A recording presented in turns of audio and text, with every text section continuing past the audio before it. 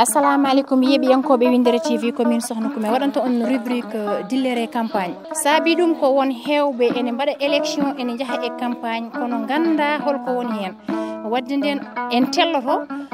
ƴeewen suɓade yoga e yimɓe yewtidde munen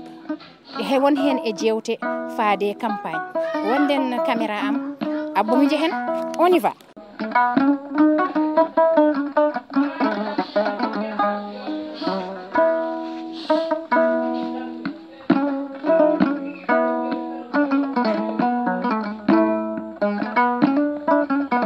E jam ñalli musidɗo mbaɗa namdoma indema holyani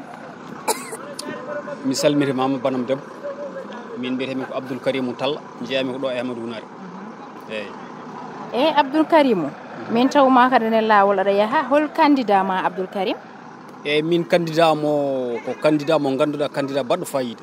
ko candidat kadi keptinaɗo e nder Sénégal nde woni e fonction premiére o woni ko ARTP nde woni ARTP won sukaɓe fuutankoɓe waɗi embauché hay goto wawa ɗum limti nde immi fo ARTP o watta ministre environnement et développement durable o wonani hen duuɓi ɗiɗi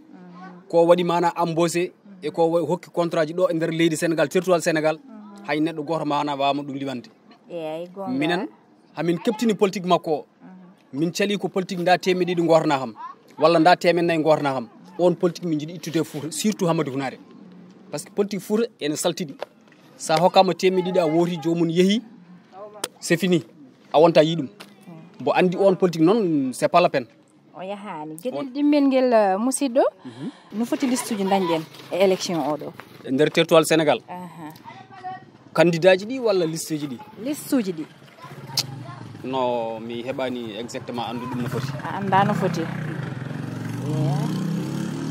e nder assemblée no foti poɗɗa dañde ha daña député no foti poɗɗa dañde nombre ha keɓa député goto vraiment min hooram gandalam ne manki yetta toon taw humpitam ne manki yetta toon e ndeysan ko noon élection baɗowo le 17 novembre holno wiyete o wiyete ko législative 2024 législative 2024 bureau ji voɗɗi hol heure moɗi gudditta e hol heure moɗi guddata e hol heure kadi moɓe ƴettata pause musidɗo e bureau ji voɗɗi kam ɗi mbaɗa ɗum ɗo ɗi kokka ordre uddidde ko 8 heures bon ɗi guddata ko 18 heures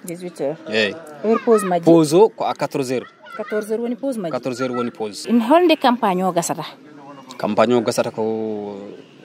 vendredi wonata fin